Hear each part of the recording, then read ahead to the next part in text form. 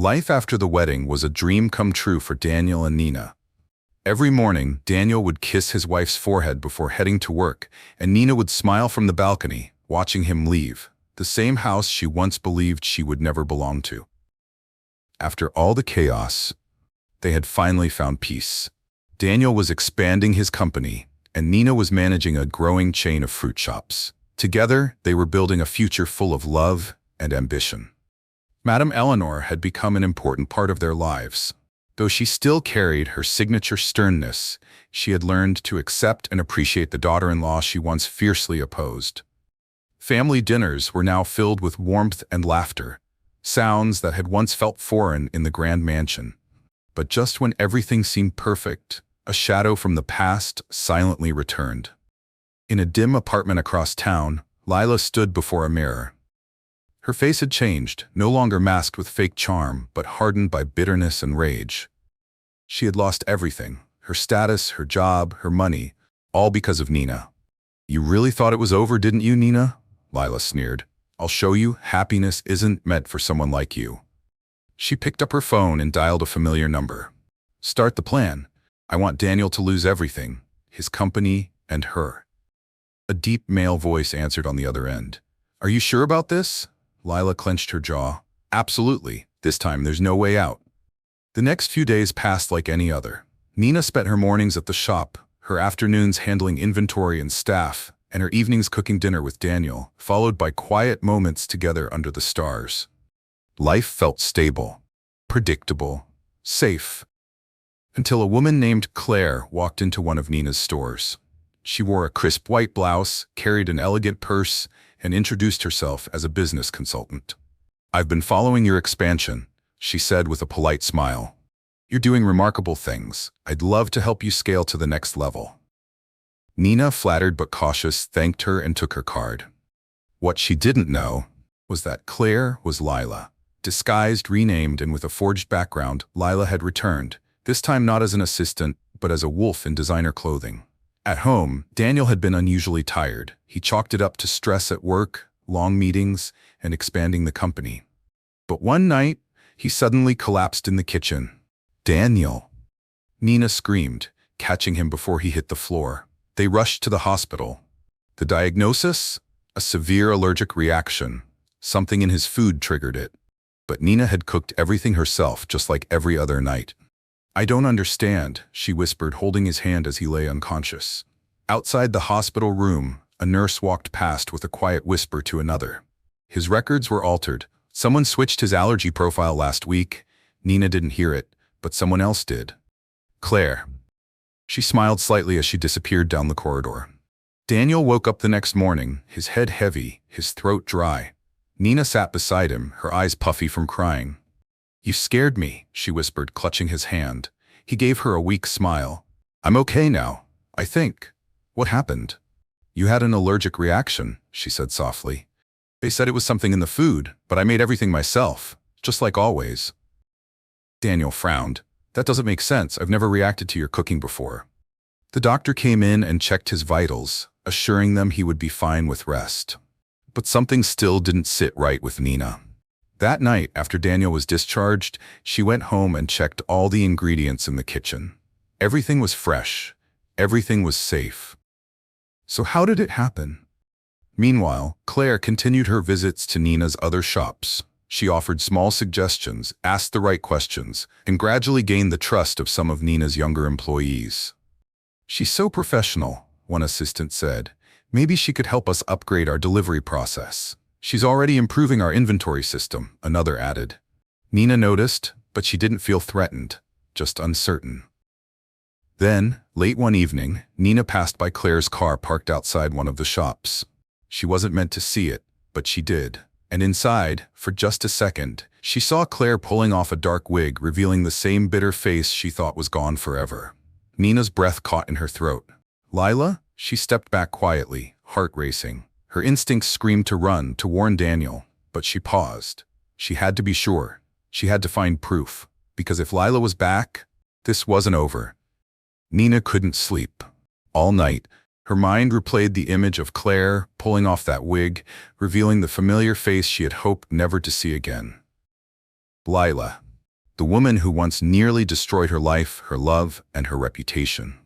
She woke up early and went to the shop before anyone arrived. She searched through the visitor log Claire had signed and copied the ID number listed. Then she went to her friend at the licensing office. After some hesitation, her friend finally pulled up the file. It says her name is Claire Monroe, but this ID was only registered 3 months ago, he said. Background check, almost blank. That's not normal. Nina's chest tightened. She's using a fake identity. Back at home, Daniel was recovering but still weak. Nina didn't want to stress him. Not yet. Meanwhile, Lila had begun working from the shadows, coaching a few new employees behind Nina's back, recommending accounting changes, and manipulating inventory reports. Everything seemed small, but together, it was building towards something bigger. One afternoon, while reviewing the accounts, Nina found discrepancies. Items billed twice, incorrect delivery dates, subtle but dangerous red flags. "This isn't just an error," she murmured. She called a staff meeting. "I want full access to all recent orders, staff logs, and communication with Claire. Now," she said firmly. The room grew quiet.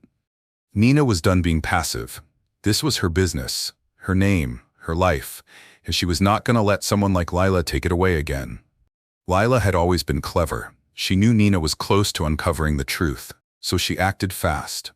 That night, she sent an anonymous email to Daniel, with attached photos of her and Daniel from the past. They weren't intimate, but they were close enough to raise questions. Smiling, leaning in, shoulders touching. The subject line read, "Do you really know the woman sleeping next to you?" Daniel opened the email in silence. His first reaction was confusion. Then disbelief. Then, a twinge of something he hated feeling, doubt. He remembered Lila. She had worked in his company, yes. They had spoken casually, but had there been anything more? He didn't think so, but the photos made it seem like something was there. When Nina came home that evening, she noticed something was off. Daniel was quiet, distant. "What's wrong?" she asked. He hesitated. "Did you ever have issues with Lila before you met me?" Nina's heart sank. "Why are you asking me that now?" Daniel sighed. "She sent me pictures of us from before.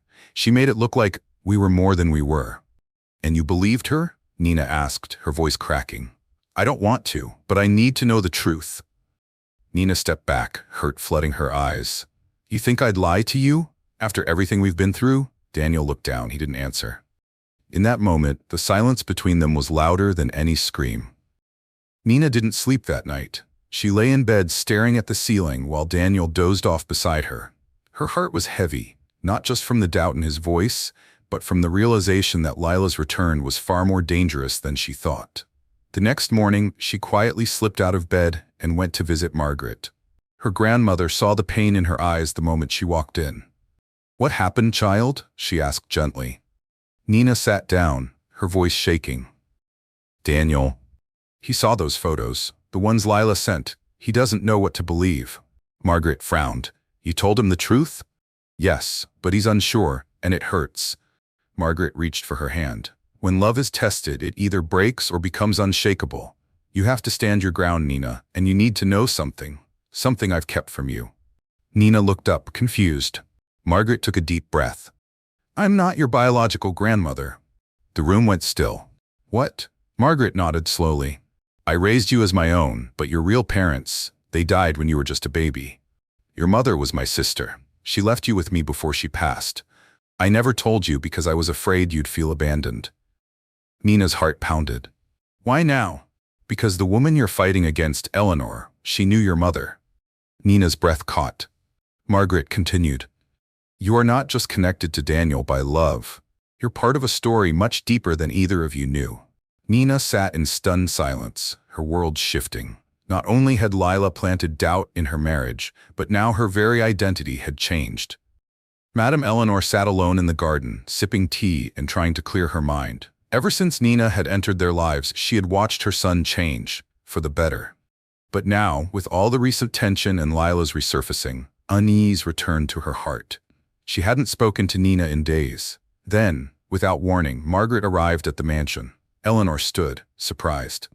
"Margaret? Is something wrong?" Margaret's expression was firm but calm. "We need to talk. About Nina, about the past." They sat in the sunroom and Margaret didn't waste time. She told Eleanor everything. The truth about Nina's parentage, her sister's death, and how she had raised Nina as her own.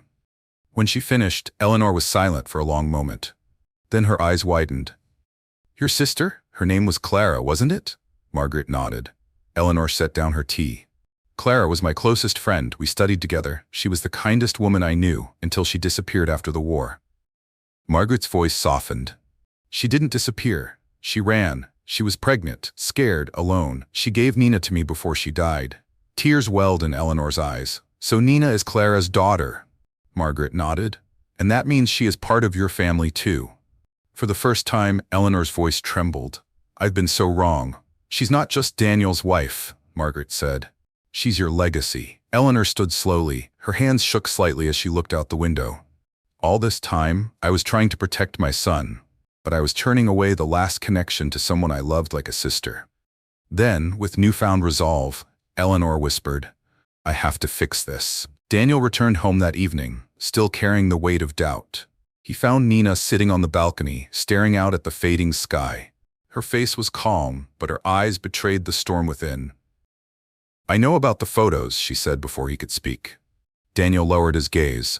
"I didn't want to believe them, but they made me question things, and I hate that." Nina stood and faced him, her voice steady. "Then let me tell you something you didn't know. Margaret, she's not my real grandmother. My mother was Clara, your mother's best friend." Daniel froze. "What? She died when I was a baby. Margaret raised me. But your mother, she knew her, and she cared about her. That makes me part of your story in more ways than you ever imagined." Daniel's mouth parted, stunned. "Why didn't I know this?" "I only just found out," Nina whispered. "And now everything is falling apart, not just because of the lies outside, but the silence between us." Daniel stepped forward, his voice cracking. "I never stopped loving you, Nina. I was just confused, hurt, but I see clearly now." Before she could respond, a phone rang. Nina answered, and her face turned pale. It was a recording. Lila's voice. "Come alone to the address I'm sending or Daniel won't make it back alive." Daniel grabbed the phone. "What is this?" But the call had ended. Nina looked up at him, fear and fury in her eyes. "She's not just trying to break us apart, she's going to destroy everything." Night had fallen fast. Nina drove alone, her hands gripping the wheel tightly. The address Lila had sent led to an abandoned industrial zone, quiet, cold, and drenched in shadows. She didn't call the police. She didn't tell Margaret or Eleanor. This was personal. When she arrived, the building loomed in silence. A single dim light flickered at the entrance. She stepped inside cautiously, her heart pounding. "Lila," she called out, "where is he?" A slow clap echoed from the shadows. "Well, well," Lila said, stepping forward. "Didn't think you'd come alone." Nina's eyes scanned the room, then saw him. Daniel, tied to a chair, conscious but bruised. "Let him go?" she growled. Lila smirked. "You think this is about him? No, this is about you. You took everything from me, my job, my life, and now you think you can take my place in that world?" "I didn't take anything," Nina said, voice shaking. "You destroyed yourself." Lila's smile vanished. She pulled a small device from her pocket, Daniel's phone, his company's security codes, transfer rights, bank credentials. "I want them all, or he doesn't walk out." Nina's eyes blazed. "I came for him, but I'm not afraid of you." Just then, a voice rang out from behind, "And she's not alone." Madame Eleanor stepped in, flanked by 2 private guards. Lila's face twisted in rage. "You?" Eleanor's eyes were cold. "You betrayed my son, tried to destroy my family. This ends now." Chaos erupted. One of Lila's men tried to flee but was tackled. Daniel was quickly untied, and Nina rushed to his side. Lila screamed in frustration, trying to escape, but was stopped at the door. Margaret standing there with steely calm. "No more running," she said. Within minutes, police sirens filled the air. It was over. Days after the rescue, calm returned to the house, but everything had changed.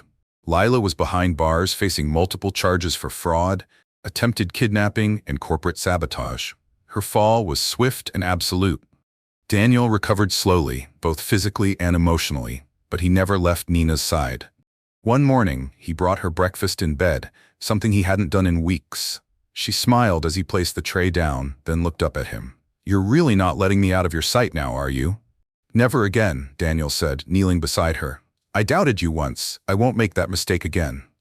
Nina brushed a hand over his cheek. You were scared. I understand, but we're here. We made it. Downstairs, Madame Eleanor sat with Margaret, sipping tea. You were right, Eleanor admitted softly, about everything. Nina, she's not just good enough, she's exceptional. Clara would be proud. Margaret smiled warmly. I know she would. Later that evening, Daniel and Nina stood on the balcony, watching the city lights. After everything we've been through, Nina said, do you still believe in happily ever after? Daniel turned to her, eyes filled with love. No, I believe in something better. I believe in us, in second chances, in strength after the storm. Nina leaned her head on his shoulder. Together they had faced lies, betrayal, and the weight of the past. And through it all, they had chosen each other, again and again. Their story wasn't a fairy tale. It was real, raw, earned, and it was just beginning.